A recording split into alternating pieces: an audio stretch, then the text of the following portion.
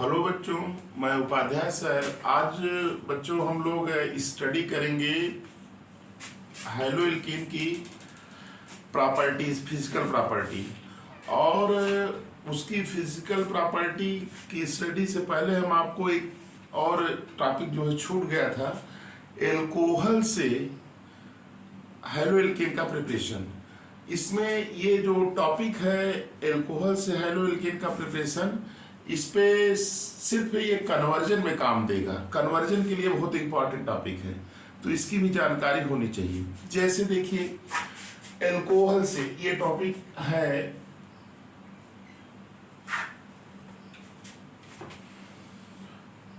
Preparation of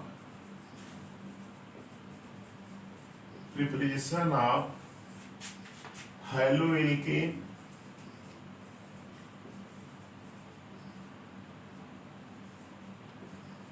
by alcohol.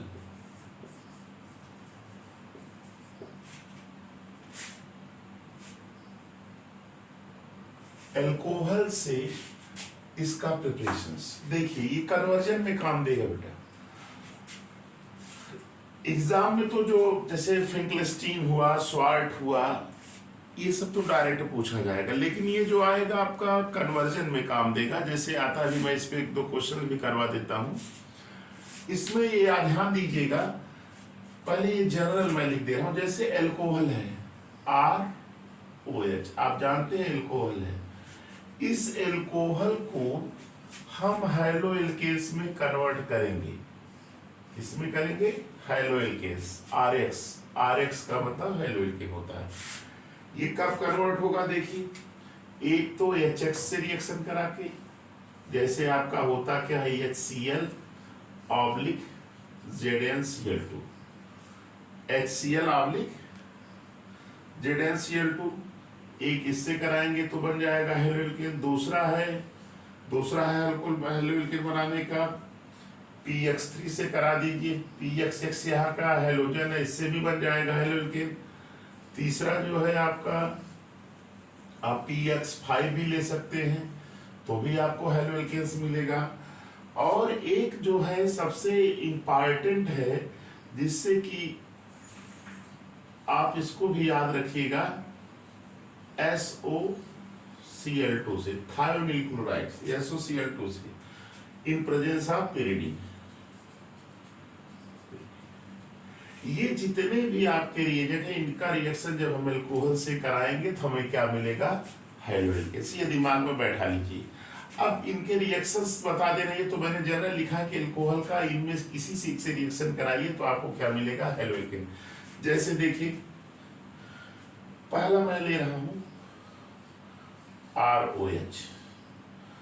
ROH है, इसका reaction हमने कराया HCl, कंसंट्रेट HCl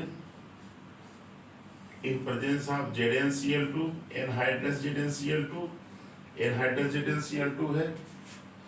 इससे जब रिएक्शन कराएंगे anhydrous NHYDR, anhydrous zinc chloride से, तो बेटा ये निकल जाएगा, बन क्या जाएगा, RCl बन जाएगा। और क्या बन जाएगा, H2O बन जाएगा। तो ये रिएक्शन होता है। आप कोई भी ले सकते हैं, जैसे आपने एल्कोहल ये चॉइस किया,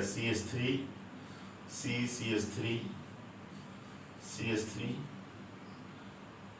और ये OH, इसको आपने रिएक्शन कराया HCl से, concentrate HCl in presence of ZnCl2, तो आपका बन जाएगा क्या, CH3Cl प्लस ये CH3 है बेटा, CH3Cl आ गया यहाँ पे, प्लस H2O।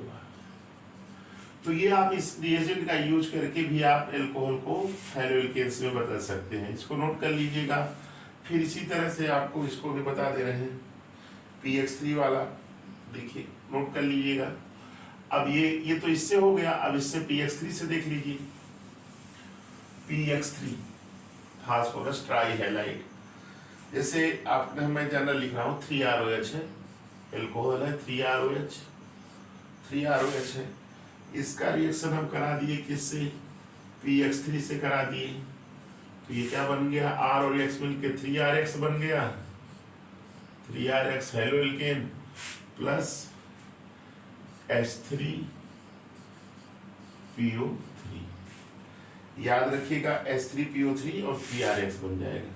ROH देखिए ये ROH है, एल्कोहल है, PH3 से कराए तो 3RX, यहाँ देखिए इसके साथ हो जाएगा, ये H3PO3 बन जाएगा, ये इसके साथ हो गया। तो ये आपका एल्कोहल का आपने हेलो एल्केन में कन्वर्ट कर दिया। आप PX5 भी ले सकते हैं, जैसे मैंने लिया, जैसे मैं एग्जांपल ले रहा हूँ C2H5OH है, अगर इसका PCl5 से करा दिए, PX5 का मतलब PCl5 से करा दिए, तो ये आप याद रखिएगा कि आपका एक हेलो एल्केन बनेगा C2H5Cl हेलो एल्केन बन गया, एक POCl3 बनेगा और एक क्या बन जाएगा आपका HCl। याद रखिएगा PCl5 के साथ जब एल्कोहल का रिएक्शंस कराते हैं तो हेलो एल्केन बनता है, POCl3 बनता है और HCl बनता है। ये मेथड भी है, नोट कर लीजिएगा। इससे हो गया, इससे हो गया, है ना। अब हम इससे बता दे रहे हैं, तो इस प्रकार से एल्कोहल का यूज करके बेटा हम लोग बना सकते हैं हेलो एल्केन्स का प्रिपरेशन, यानी एल्कोहल को हम हेलो एल्केन्स में कन्वर्ट कर सकते हैं। देख लीजिएगा, इसको भी बता देते हैं। जैसे आपने लिया ROH लिया, ROH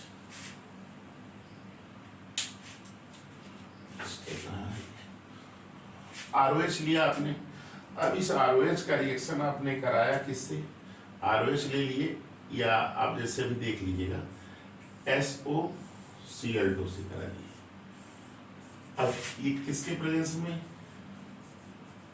पेरिडीन के प्रेजेंस में, है ना, इसके प्रेजेंस में करा रहे हैं। तो यहां से देखिए ये क्या बन जाएगा, RCl बन जाएगा, प्लस S और O मिलके SO2 निकल जाएगा, और प्लस HCl। ये देखिए ये भी गैस निकल जाएगी, ये भी गैस निकल जाएगी, है ना। तो आपका RCl हेलो एल्केन बन जाएगा, यानी RCl SO2 और HCl। जैसे अब बेटा R के स्थान, ROH के स्थान हम जनरल, ये तो जनरल है, हमने लिख दिया C2H5OH। इसका रिएक्शन किससे कराया, SOCl2 से कराया, इसके प्रेजेंस में पेरिडीन की। तो बेटा यहाँ से देखिए SO और मिलके SO2 बाहर हो गया, वही सेम रिएक्शन, SO2 बाहर हो गया, और क्या है यहाँ पे C2H5Cl निकल गया, C2H5Cl हो गया, और C2H5Cl के बाद साथ साथ क्या बन गया, HCl। ये गैस होते हैं, गैस के रूप में हट जाएंगे, आपका जो है प्योर फॉर्म में हेलो एल्केन बन जाएगा। तो इस तरह से बेटा एल्कोहल को जो है हम हेलो एल्केन में चेंज कर सकते हैं, परिवर्तित कर सकते हैं इनके रिएजेंट के माध्यम से, है ना। तो बेटा ये रिएक्शंस तो एग्जाम में डायरेक्ट नहीं पूछेगा, लेकिन इसका जो एप्लीकेशन है मैं एक एग्जांपल से बता दे रहा हूँ, एक या दो ठो करा देता हूँ इसी पे, देख कैसे पूछेगा ये, देख लीजिएगा, इसको नोट कर लीजिएगा। जैसे ROH है, SOCl2 है, करा दिए पेरिडीन को, तो RCl SO2 और HCl निकल गया। इसी तरह से इसका है C2H5Cl। अब बेटा देखिए इसका एप्लीकेशन कैसे आता है, देखिए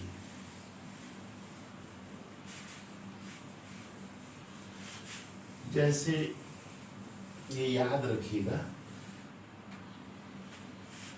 जैसे आपके एग्जाम में क्वेश्चन ऐसे दे सकता है, ये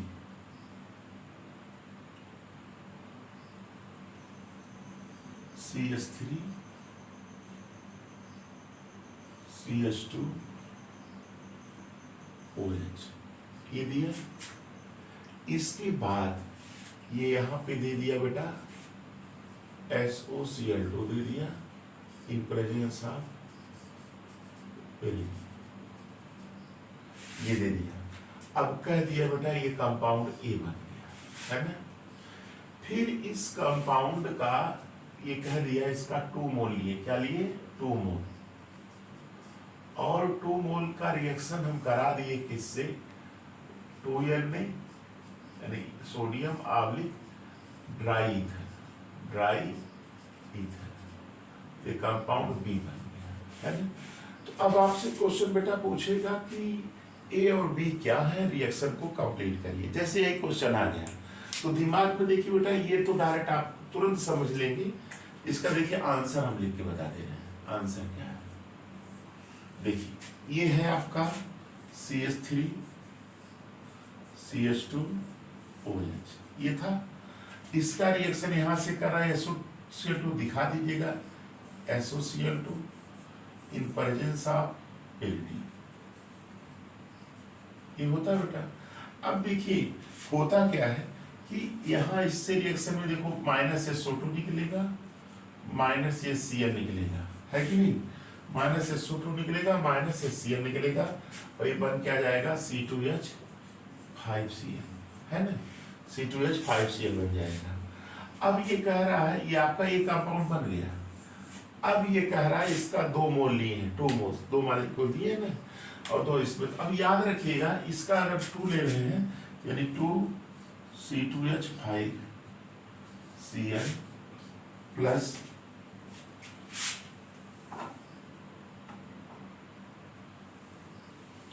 2 C2H5Cl प्लस 2L नहीं, ऊपर क्या है ड्राई ईथर, ड्राई ईथर की प्रेजेंस में इसका आप देखिए ये इतना पूरा एक साथ निकल जाएगा, बन क्या जाएगा C2H5 single bond C2H5 plus 2E। ये बेटा क्या बन गया, ब्यूटेन बन गया। क्या बन गया? ब्यूटेन। क्या बन गया? ब्यूटेन। तो ये आपका कंपाउंड क्या है? बी। इसी तरह से क्वेश्चंस आपका देगा बेटा कि इसको कैसे इसमें बदलेंगे। ए आपका क्लोरोइथेन है और बी आपका क्या है? ब्यूटेन। तो ये कन्वर्जन में आएगा, है ना, डायरेक्ट इसका नहीं आएगा, कन्वर्जन में आएगा, याद रखिएगा, ठीक है। एक क्वेश्चन ये हो गया। एक दूसरा क्वेश्चन करके आपको बता दे रहे हैं इसका, और हो गया ये तो रिएक्शंस के माध्यम से। अब दूसरा देखिए बेटा, ऐसे दे सकता है,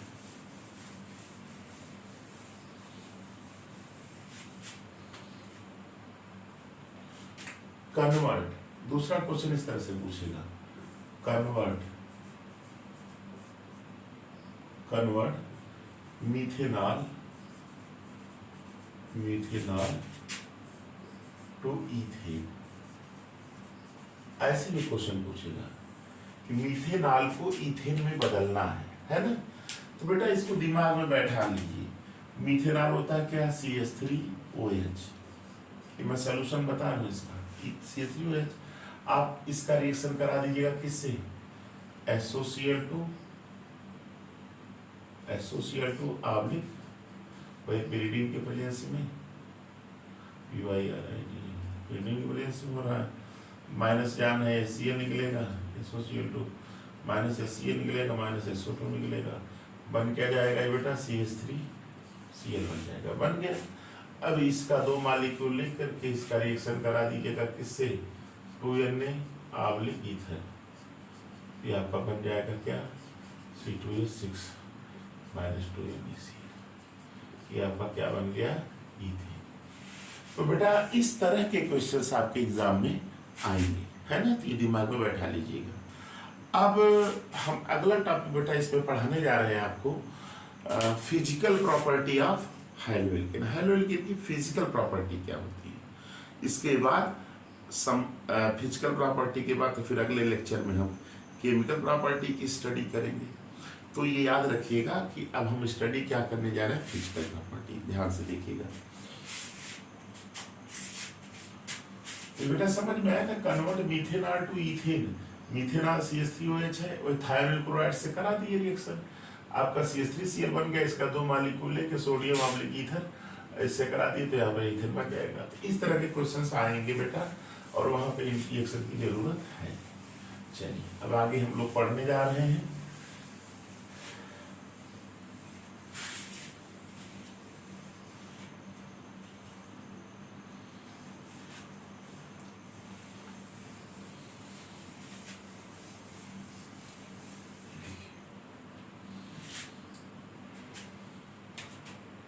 properties of properties of hello.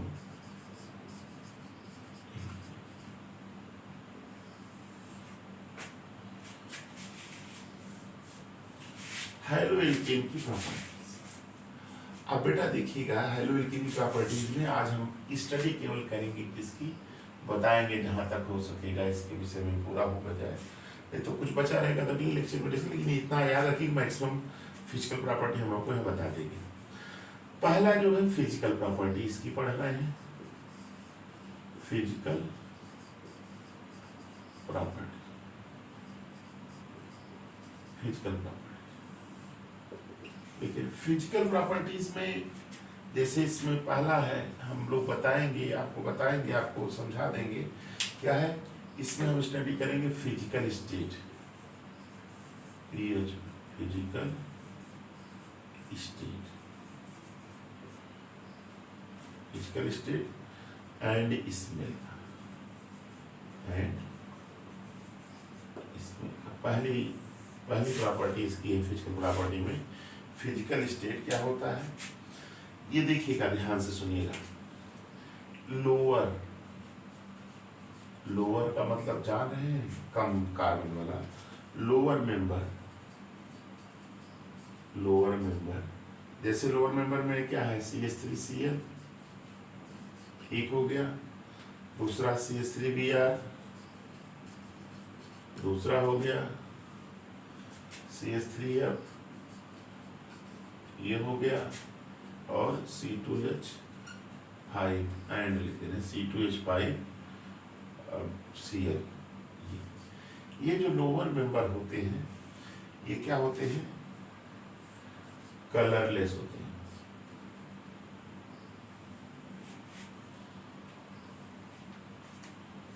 ये क्या होते हैं, कलरलेस गैस। ये क्या होते हैं, कलरलेस गैस। किस पर, at room temperature.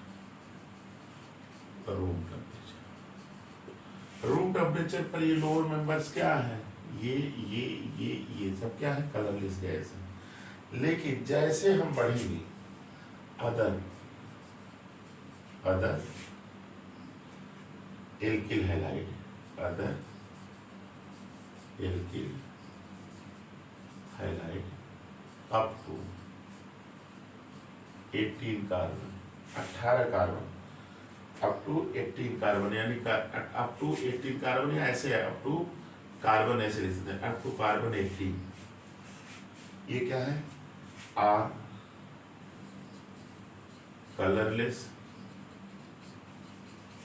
Colourless sweet smelling liquid, colourless sweet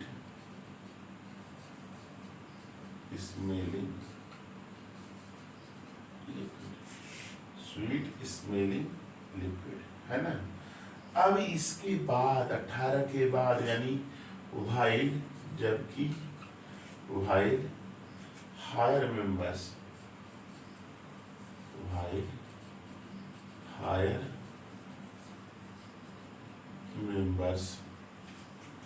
are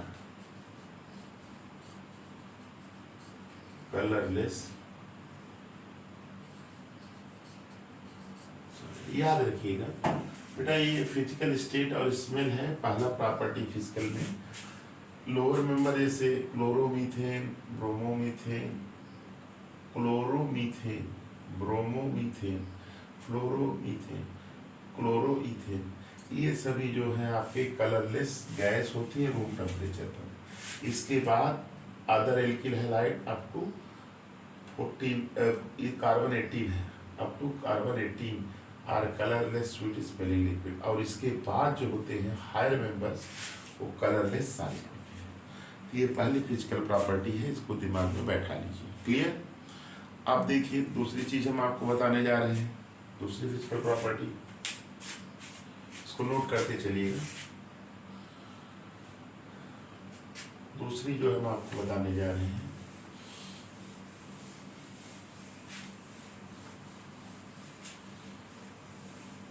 दूसरी फिजिकल प्रॉपर्टी में आपका क्या है, बॉइलिंग पॉइंट।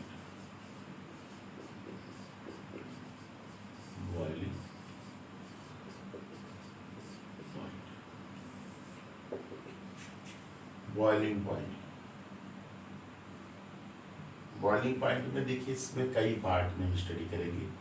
पहला ये पार्ट क्या है, for same type of alkyl group, for same type of alkyl. जैसे सेम टाइप माने एक ही प्रकार का एल्किल ग्रुप हो। जैसे देखिए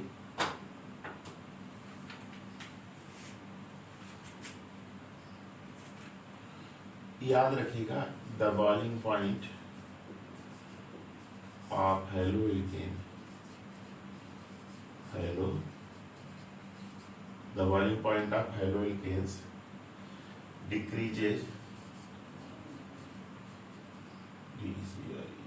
decreases in the order।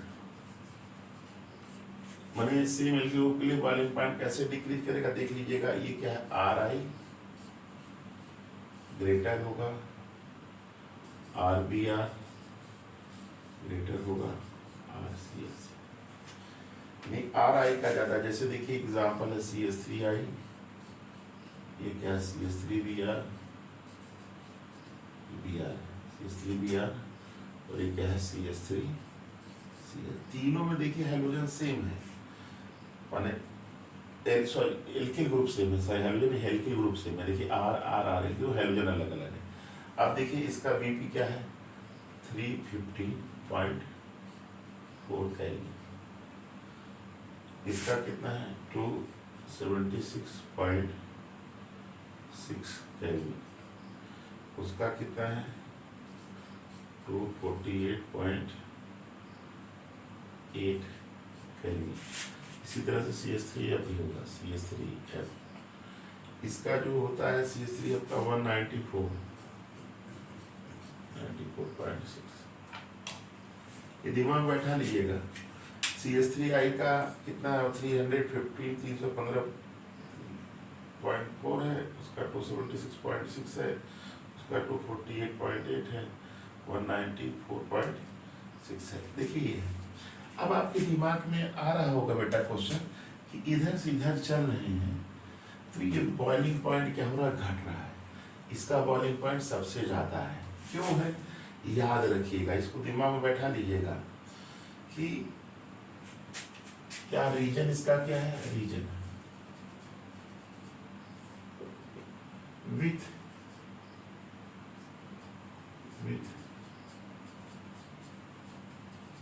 increase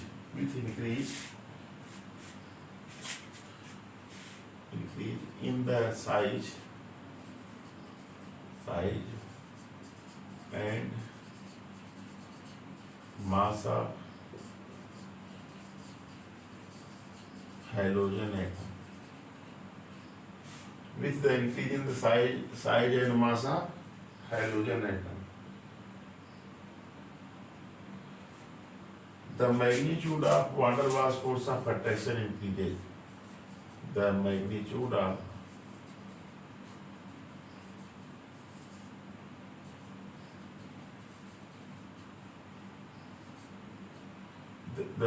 van der van der Waals force of attraction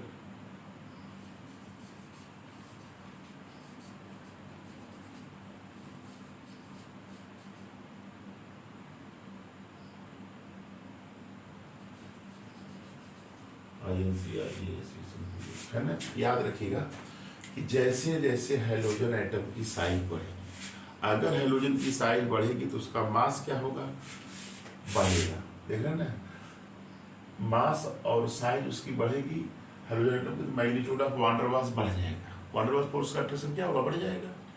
और जब वान डेर वाल्स फोर्स बढ़ेगा तो उसका बॉइलिंग पॉइंट बढ़ जाएगा। तो यहाँ पे देखिए आयोडीन की साइज बड़ी है, मास भी इसका ज्यादा है, इसलिए इसका बॉइलिंग पॉइंट क्या है, सबसे ज्यादा है और की तुलना में। क्लियर, इसको नोट कर लीजिएगा, ये बॉइलिंग पॉइंट का एक एग्जाम्पल था। अब इसके बाद अगला जो है बताने जा रहे हैं सेम हाइड्रोजन एटम। अभी तो था सेम एल्किल ग्रुप, अब दूसरा केस बताने जा रहे हैं सेम हाइड्रोजन एटम। नोट कर लीजिएगा इसको। ये तो समझ में आ गया कि साइज और मास से बढ़ेगा तो उसका बॉइलिंग पॉइंट क्या हो जाएगा, बढ़ जाएगा। देखिए जिससे इसका साइज मास बढ़ गया ना, आयोडीन का जाता है।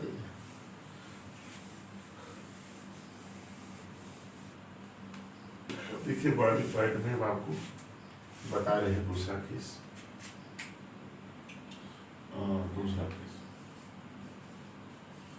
For same hydrogen atom, same hydrogen atom, अगर हाइड्रोजन एटम सेम है, कौन है, हाइड्रोजन एटम क्या है, सेम है, तो कैसे इसको निकालेंगे बेटा, जैसे एग्जांपल से समझो। जैसे देखो CH3Cl, C2H5Cl, C3H7Cl, C4H9Cl। जैसे ये मेथिल है, ये एथिल है, ये प्रोपील है, वो क्या है, ब्यूटील। अरे याद रखिएगा CnH2n+1, इसमें अगर 4 रखेंगे तो 4 आ जाएगा, यहाँ पे 4 टू जाए 9, C है ना। 3 रखेंगे तो C3 और H3 जो सही है ना जो। तो ये हो गया। अब देखो बेटा यहाँ पे सेम हाइड्रोजन एटम है, सब में Cl है, सेम है। अब बॉइलिंग पॉइंट का ऑर्डर क्या होगा,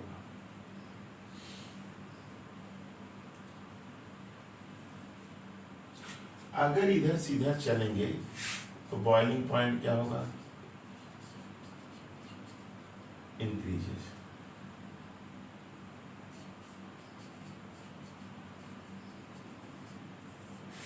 बॉइलिंग पॉइंट क्या होगा, इंक्रीज करेगा। यानी सबसे ज्यादा बॉइलिंग पॉइंट किसका रहेगा, C4H9Cl है ना।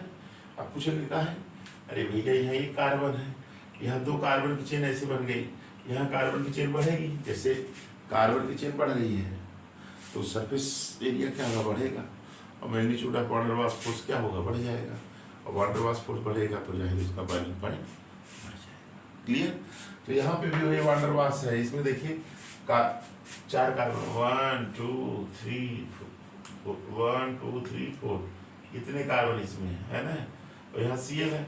अब यहाँ पे जो है कार्बन की संख्या बढ़ रही है, यहाँ देखिए 1 कार्बन था, यहाँ 2 कार्बन था, यहाँ 3 कार्बन था, यहाँ 4 कार्बन। तो 4 कार्बन क्या है, सर एरिया बढ़ेगा, उसका वान डेर वाल्स फोर्स क्या होगा, बढ़ जाएगा, उसका बॉइलिंग पॉइंट क्या होगा, बढ़ जाएगा। अब लास्ट बता रहे बॉइलिंग पॉइंट में आइसोमेरिक की बात है, आइसोमेरिक तीसरा केस और लास्ट है बॉइलिंग पॉइंट का।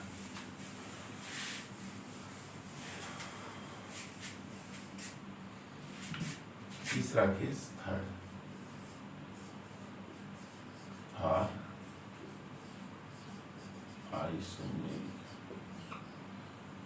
Isomeric hydrogen.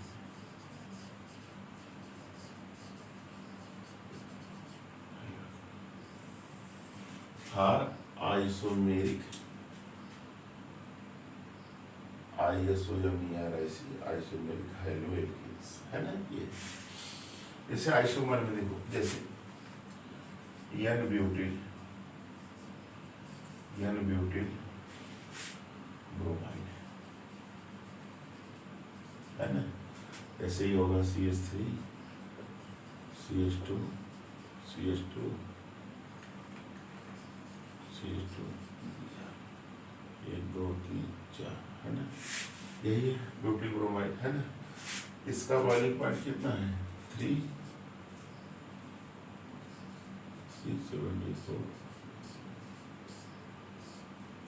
है ना, इसका 374 का है। अच्छा अब देखो यहाँ पे आइसो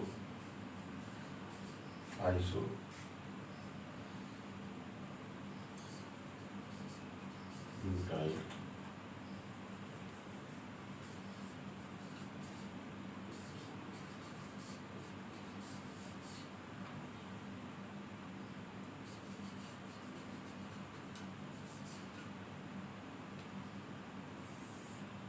आइसोब्यूटिल ब्रोमाइड है ना। ये नॉर्मल था, ये क्या है आइसो, आइसो में देख लो बेटा क्या है,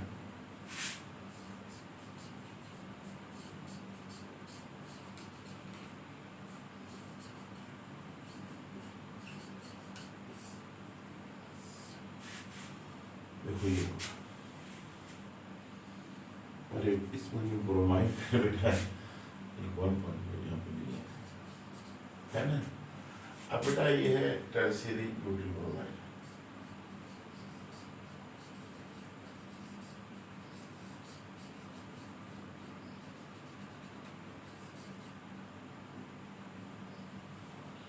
tertiary butyl bromide, tertiary butyl bromide बेटा यही है।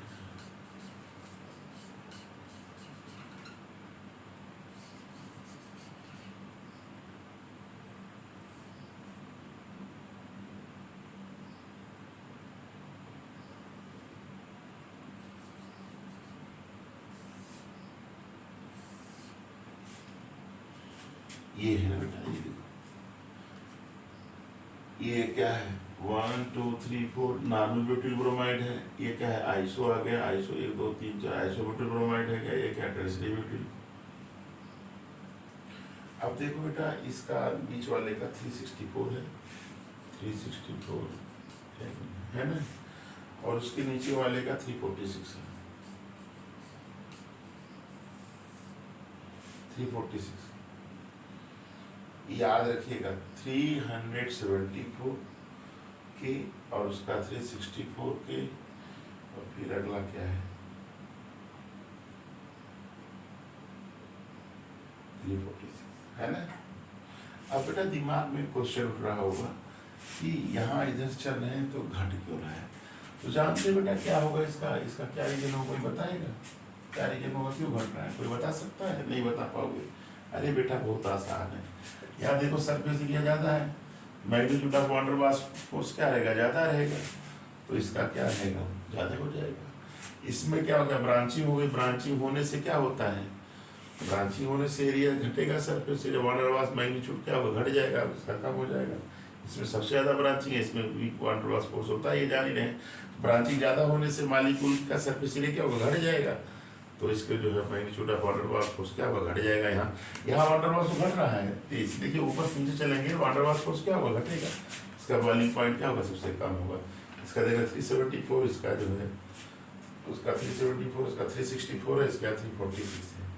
याद रखिएगा कि जैसे जैसे सरफेस एरिया घटेगा, ध्यान सुनिए, जैसे ये सरफेस एरिया घट रहा है ना, जैसे जैसे सरफेस एरिया घटेगा magnitude of van der Waals force of attraction क्या होगा घटेगा, और जब magnitude of van der Waals force of attraction घटता है तो बॉइलिंग पॉइंट क्या होता है घट जाता है। क्लियर, तो याद रखिएगा कि इधर से इधर ऊपर से नीचे चलेंगे magnitude of van der Waals force क्या होगा डिक्रीज करेगा, इसलिए इसका क्या होगा कम हो जाएगा। क्लियर, ये दिमाग में बैठा लीजिएगा बेटा। अगला हम आपको बताने जा रहे हैं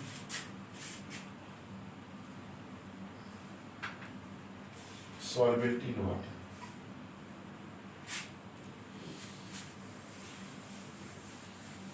ये बेटा समझ में आ गया ना, ब्रांचिंग होने से एरिया थोड़ा कम होता है, magnitude of water mass force क्या होगा।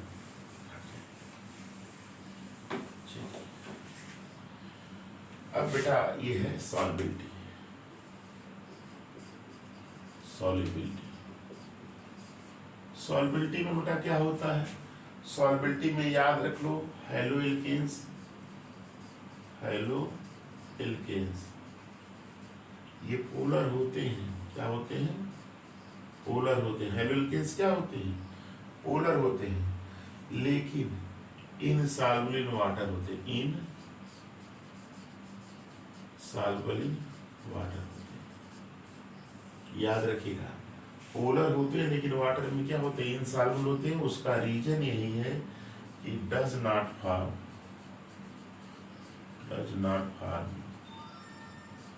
हाइड्रोजन बॉन्ड विथ,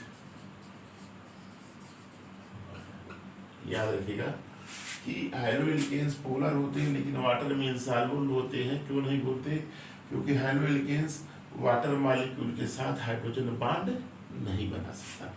माने हेलो एल्केन पोलर होता है, ये तो क्लियर है।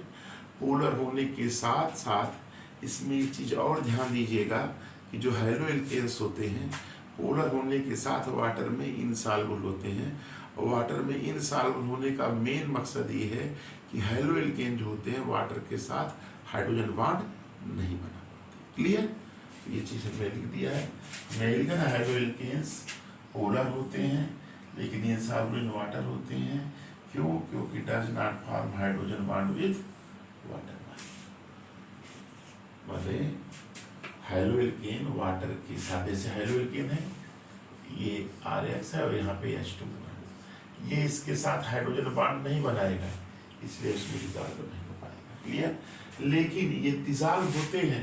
हैलो एल्केन किस में डिजॉल्व होते हैं? ऑर्गेनिक सॉल्वेंट, ऑर्गेनिक सॉल्वेंट इसमें डिजॉल्व होते हैं, ऑर्गेनिक सॉल्वेंट में, जैसे क्लोरोफॉर्म हुआ, ईथर हुआ। क्लियर, ये सॉल्वेबिलिटी भी इसकी प्रॉपर्टी क्या हो गई? खत्म हो गई। हैलो एल्केन की जो प्रॉपर्टी थी सॉल्वेबिलिटी भी क्या हो गई? खत्म। अगर कोई पूछेगा हैलो एल्केन पोलर होते हैं लेकिन वाटर में क्यों नहीं घुलते, तो आप बता दीजिएगा कि haloalkane hydrogen bond water के साथ बनाने में असमर्थ होते, नहीं बना पाते। क्लियर, तो बेटा आज ये मेरा जो लेक्चर है, इस लेक्चर में मैंने आपको फिजिकल प्रॉपर्टी बता दिया और एल्कोहल से कैसे हम हैलो एल्केन का परिवर्तन करते हैं इसको बता दिया। तो बेटा आप लोगों से रिक्वेस्ट है, मेरे वीडियो को आप लाइक करिए, सब्सक्राइब करिए और शेयर करिए, और आप मेरे हौसले को ऐसे बढ़ाते रहिए, और हम आपके समक्ष वीडियो के माध्यम से केमिस्ट्री में जो टॉपिक आपको टफ लगेगा उसको हम एकदम क्लियर कर देंगे, आपको समझ में आ जाएगा। थैंक्स बेटा।